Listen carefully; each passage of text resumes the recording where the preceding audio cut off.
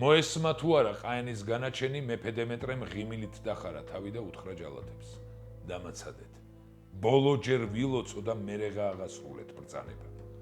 ასე მოკლეს მეფე, რომელმაც სიცოცხლე მთელი ერის გადასარჩენად შეწირა. ეს არ იყო უბრალო სიკვდილი. ეს იყო სიმამაცის მწვერვალი, რწმენის გამარჯვება და სამშობლოს გადარჩენა. ვინ იყო დემეტრე მეორე? რატომ გადაწყვიტა საკუთარი თავის გაწირვა? ჩვენ გიყვებით მეფეზე, რომელსაც მადლიერმა ხალხმა თავდადებული უწოდა.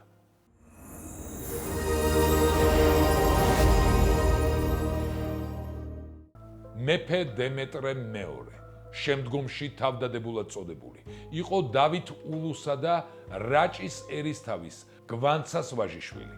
1260 წელს მონღოლთა წინააღმდეგ დავით ულუს აჯანყების ჩახშობის შემდეგ ულუ დასავლეთ საქართველოში გაიხიზნა. მისი მცირეწლოვანი ვაჟი დემეტრე და მეუღლე გვანცა დედოფალი კი მონღოლებმა შეიპყრეს. ჰულაგიანთა დინასტიის დამფუძნებელმა ჩინგის ყაენის შვილიშვილმა ჰულაგუ ხანმა გვანცა დედოფალი სიკვდილით დასაჯა. დავით ულუს უფროსი ვაჟიშვილი გიორგი გარდაიცვალა და შესაბამისად დემეტრე ტახტის მემკვიდრე გახდა. 1270 წელს აღესრულა დავით ულუ და უფლისწული დემეტრე მეფობის მისაღებად ყაენთან გაემგზავრა. აბაღა ყაენმა დემეტრეს მეფობა ცნო, ხოლო მისი მცირეწლოვანება საბაბად გამოიყენა და მეურვედ უფროსწორად კი მეთვალყურედ მის კარზე დაწინაურებული წარმოშობით ქურთი სადუნ მანკაბერდელი დაუნიშნა. სადუნი განსაკუთრებული გავლენით სარგებლობდა, ფაქტობრივად ქვეყნის გამგებელი იყო.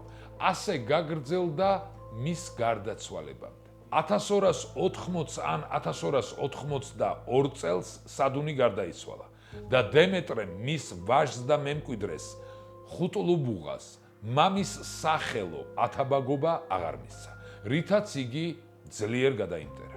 საქართველოში კვლავ მძიმე მდგომარეობა იყო. გადასახადები უფრო და უფრო იზრდებოდა. მონღოლთა ომებში მონაწილეობის გამო შემცირდა მოსახლეობა. განსაკუთრებით მძიმე ვითარება იყო აღმოსავლეთ საქართველოში. მოსახლეობის ზედა ფენებში თანდათანობით მკვიდრდებოდა მონღოლთა წესჩვეულებანი და ტრადიციები. გავრცელდა მრავალცოლიანობა. თავად დემეტრეს 3 ცოლი ჰყავდა, რის გამოც არაერთხელ გაიკიცხა ქართული სამღვდელოების მიერ. მისი პირველი მეუღლე იყო ტრაპიზონის მეფის ასული. ამ ქორწინებიდან მას 5 შვილი, 4 ვაჟი და 1 ქალი შეეძინა. მეორე ცოლი მონღოლი დიდებულის ასული იყო, რომელთანაც დემეტრეს 3 ვაჟი ჰყავდა, ხოლო მესამე სამცხის გამგებლის ბექა ჯაყელის ასული გახლდათ. მათ შეეძინათ ვაჟი გიორგი, მომავალში მეფე გიორგი მეხუთე ბრწყინვალე. დემეტრე ყველანაირად ცდილობდა ქვეყნის მდგომარეობის შემსუბუქებას. კარგი ურთიერთობა ჰქონდა მონღოლებთან. არღუნ ყაენის ვეზირ ბუღას თავისი ქალიშვილი რუსუდანი მიათხოვა. ასეთი დიპლომატიის შედეგად მონღოლები მოსახლეობას განსაკუთრებული სისასტიკით აღარ ექცეოდნენ. დემეტრე მონღოლთა წარმოებულ ომებში აქტიურ მონაწილეობას განაგრძობდა, მაგრამ ეს ომები მონღოლთათვის სულ უფრო წარუმატებელი იყო. მაგალითად 1277 წელს მათი ლაშქარი, რომლის მნიშვნელოვან ნაწილს ქართველები შეადგენდნენ, ეგვიპტის სულთანთან ომში სასტიკად დამარცხდა. იგივე განმეორდა 1280 წელსაც, სადაც უამრავი მებრძოლი, მათ შორის ქართველიც დაიღუპა. 1291 წელს ეგვიპტელებთან გამართულ ომში მონღოლები კიდევ ერთხელ დამარცხდნენ. ეს დამარცხებები ერთობ მძიმე გამოცდა იყო ქართველებისთვის. ისინი მარტო უამრავი ადამიანის ფიზიკური განადგურებით როდი მთავრდებოდა, თუმცა ესეც განუსაზღვრელი ტრაგედია იყო ქვეყნისთვის, არანაკლებ უარყოფით გავლენას ახდენდა ქვეყნის ეკონომიკაზე, რომელიც კატასტროფულად ეცემოდა. ყოველივე ამას დაემატა სასტიკი მიწისძვრა, რომლის ეპიცენტრი სამცხეში იყო და რომლის დამანგრეველი ზემოქმედება ქვეყანაში ერთი თვე გრძელდებოდა. 1288 წელი ქართველებისთვის და განსაკუთრებით მეფე დემეტრესთვის კიდევ უფრო ტრაგიკული აღმოჩნდა. ამ დროს გამჟღავნდა არღუნ ყაენის საწინააღმდეგო შეთქმულება, რომლის მეთაურობა პირველ ვეზირს ბუღას მიეწერა. ყაენმა სასტიკი რეპრესიები გაატარა და ვინაიდან აჯანყებულ ბუღასთან დემეტრე მეორე მჭიდროდ იყო დაკავშირებული, იგი ერანში გამოიძახა. ვიდრე გადაწყვეტილებას მიიღებდა დემეტრემ ქვეყნის უმაღლესი საერო და სასულიერო პირების შეკრიბა და ვითარება გააცნო. განრისხებულ ყაენთან გამოცხადების შემთხვევაში მეფეს სიკვდილი ელოდა, ხოლო თუ არ სიტყოდა ქვეყნის და ხალხის განადგურება. დარბაზმა იმსჯელა და მეფეს წასვლისაგან თავის შეკავება და მთებში თავის შეფარება ურჩია. მეფემ დარბაზის რჩევა არ მიიღო. იგი შეუვალი იყო. მე დავდებ სულსა ჩემსა და არ დავიშლი ურდოს წასვლასო. განუცხადებია მას. როცა დიმიტრი მეფე ყაენთან მიდიოდა, გზად გაიარა ლორე და იქედან თან წაიყვანა თავისი უფროსი ძე და მემკვიდრე დავით უფლის წული, რათა ყაენს ეჭვი არ შეჰპარვოდა მის ერთგულებაში, ან მეფის მოკლის შემთხვევაში მისი ძე მეფედ გამოეცხადებინათ. გზად შეხვდათ ნოინის სიუქოლი ჯართან ერთად, რომელსაც დავალებული ჰქონდა შეეპყრო ჩვენი მეფე და მიეყვანა ილხანთან. დააპატიმრეს ჩვენი ხელმწიფე, დააპატიმრეს მისი ამალაც, შეპყრობილი მიიყვანეს ხელმწიფე ყაენ არღუნის წინაშე. არღუნმაც ტყვეობაში დატოვა.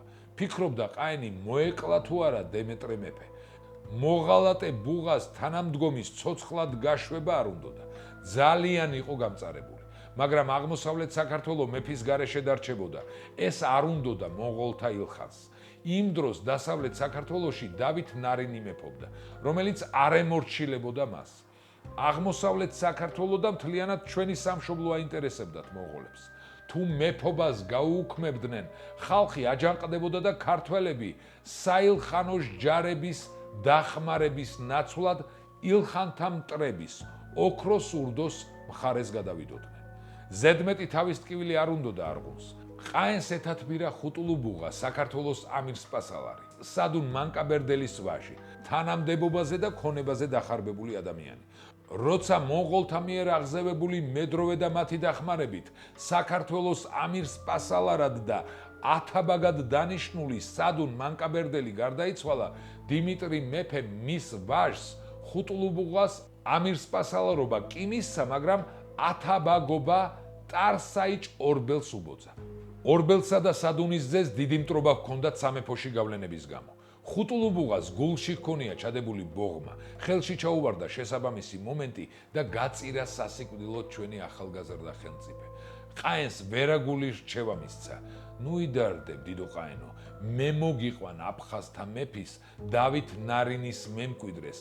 მას უბოძე მეფობა და თუ ახლა დავით ნარინი არ გემორჩილება, ამგვარად შენს მორჩილებაში აღმოჩნდება მთელი საქართველო, როგორც დასავლეთი, ისე აღმოსავლეთიო. ამ თათბირმა გადაწყვიტა დემეტრე მეფის ბედი. ხუტულუბუღა გააგზავნეს ქუთაისს დავით ნარინთან მოსალაპარაკებლად. დიმიტრი მეფე, მისი მემკვიდრე დავითი და მეფის ამალა, დიდებულები და მსახურები ტყვეობაში რჩებოდნენ. გარდა აბრაჰამ კათალიკოსისა, სასულიერო პირებს იმ ხანებში მონღოლები დიდ პატივს სცემდნენ. მონღოლებმა მოღალატეების მეშვეობით გაიგეს, სად ჰქონდა მეფეს სახელმწიფო საგანძური შენახული. ხოჯა აზიზის შვილი, რომლის მამაც დავით ულუმ ყაენს გამოსთხოვა და მოაკვლევინა, მეფის შეურაცხყოფისა და გადასახადების აკრეფაში გამოჩენილი დანაშაულებების გამო და ასევე ხუტულუბუღა, რომლებიც ნათესავები იყვნენ, შეიკრნენ მეფის წინააღმდეგ და მთელი სამეფო საჭურჭლე, რაც ქვეყნის საჭიროებებს უნდა მოხმარებოდა, ჩამოართვეს ჩვენ სამეფოს და გადასცეს ყაენს. გაუკვირდა არღუნს საჭურჭლის სიდიდე, გაახარა შენაძენმა, ცოტა დაუცხრა გულისწყრომა ჩვენი ხელმწიფისადმი და საპყრობილედან გამოაშვებინა. თანამხლებმა დიდებულებმა ურჩიეს ხელმწიფეს გაქცეულიყო. მეფე მიუარა. თავიდანვე ვიცოდი, რომ სიკვდილის საფრთხე მელოდა, მაგრამ დავდე ჩემი სიცოცხლე ჩემი ერისათვის. ახლა რომ წავიდე, ხალხს დამირბევენ და დამიხოცავენ უდანაშაულო ადამიანებს. რად მინდა სიცოცხლე გადავირჩინო და სული კი წავიწყმინდო. ამასობაში დაბრუნდა ხუტულუბუღა დასავლეთ საქართველოდან და ყაენს უპატაკა მეფე დავით ნარინი თანახმა თავისი მემკვიდრე ვახტანგი და ჯარი გამოაგზავნოს შენს სამსახურშიო. ალბათ ხუტულუბუღამ ვერაგის სიტყვებიც უჩურჩულა ყაენ არღუნს დიმიტრი მეფის შესახებ. კვლავ დააპატიმრეს მეფე დიმიტრი. 2 დღის მერე მეფე და მისი ვაჟი დავითი გამოიძახეს. თან წაჰყავდათ მღვდელმონაზონი მოსე. არგნით კვერთხით სცემეს მეფე. ყველას ეგონა აღარ მოკლავდნენ, რადგან მონღოლები, ვისაც ცემით დასჯიდნენ, აღარ კლავდნენ ხოლმე. მაგრამ არ დაცხრა არღუნის გულის წყრომა. წაიყვანეს მეფე დემეტრე დივანხანაში, სადაც დაკითხეს, იყო თუ არა ჩინქიშან ბუღასთან აშეთქმული, მაგრამ ბრალი ვერ უპოვეს. ნოინი, რომელიც დაკითხვას ესწრებოდა, წავიდა ყაენთან, რათა მოეხსენებინა ყველაფერი არღუნისთვის და მეფისთვის სიცოცხლის ჩუქება ეთხოვა, მაგრამ ვერ მოხერხდა მეფის გადარჩენა. ყაენმა 12 მხედარი გამოაგზავნა თავდადებული მეფის წასაყვანად და მოსაკლავად. როცა გაიგო დიმიტრი მეფემ, რომ მისი მოკლა გადაწყვეტილი იყო, ღიმილით დაემშვიდობა ამალის წევრებს, რომლებიც მის სანუგეშოდ შეკრებილიყვნენ. ხუტულუბუღაც იქვე იდგა. მიუტრიალდა მეფე და უთხრა ხუტულუბუღას: თუ შეგიძლია სთხოვე ყაენს არ მომკლას, ხოლო თუ არ გინდა, ეს არ გააკეთო. მაშინ ჩემს მცირეწლოვან დავითს ეიზრუნე, რათა ისიც არ მოკლას ყაენმაო. მეფემ ილოცა, ეზიარა ქრისტეს სისხლსა და ხორცს, შემდეგ შესვეს ცხენზე და მოშორებით წაიყვანეს. სთხოვა მონღოლ ჯალათებს ჩვენმა ხელმწიფემ, ცოტა დრო კიდევ მომეცით სალოცავადო. ცრემლ მდინარემ კვლავ ილოცა და მერე მიუშვირა კისერი ჯალათებს. 1289 წლის 12 მარტს, დილის 10 საათზე, მოვაკანში, ველურმა დამპყრობლებმა მოკლეს ქართველთა მირონცხებული მეფე. ასეთი სასჯელი მის მემკვიდრე დავითსაც ელოდა, მაგრამ მოულოდნელად ღვთითმოვლენილმა სასწაულმა შეძრა ყოველი. მზე დაბნელდა და საშინელი სიბნელე ჩამოწვა. ამ სასწაულმა ისე შეაშინა წარმართები, რომ ხელი აიღეს უფლისწულის მოკლაზე. მეფის გვამს მრავალი დღის განმავლობაში მონღოლები მკაცრად იცავდნენ, მაგრამ აბრამ კათალიკოსის და მოსე მღვდლის ძალისხმევით მისი გატაცება და საქართველოში ჩამოსვენება მოხერხდა. მეფე ფარულად ურემზე დააწვინეს, ზემოდან თევზი დააყარეს და ასე შემოიყვანეს საქართველოში. აი აქ სვეტიცხოველში მარხია მეფე, რომელმაც სიკვდილის წინ არ ითხოვა შველა, არამედ ილოცა, რომ ერი გადარჩენილიყო და დღესაც, როცა სვეტიცხოველში სანთელს ვანთებთ, ის მეფეც გავიხსენოთ, ვინც ცხოვრებას ღირსებით გამოეთხოვა და უკვდავებაში შეაბიჯა, როგორც თავდადებულმა. მას არ აუგია ციხესიმაგრეები, არ მოუგია დიდი ომები, მაგრამ მეფეთა შორის მხოლოდ ერთს ეწოდა თავდადებული. დემეტრე მეორეს თავდადება დღესაც აღვიძებს ჩვენს სინდის და გვასწავლის, რომ ზოგჯერ მეფობა პატივზე მეტად ჯვარცმაა.